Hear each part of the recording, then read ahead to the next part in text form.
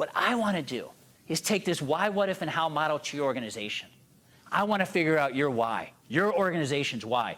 Is it a new product you need?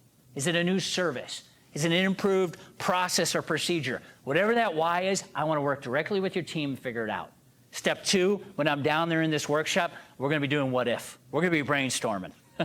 As you guys know, man, all ideas are going to be heard. I don't care where you are in the company, what your role is, what your title, your idea is going up on the board. We're going to blow it up, right? This what if is going to be ideas that you have never thought about in your company, in your organization. They're going on the board. And then the last part is the how. The how is all execution.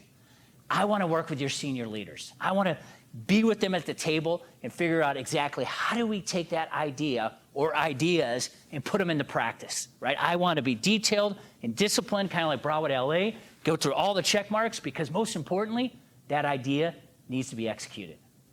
I think you guys can tell by my passion and energy, I want to take Smash the Box to the next level.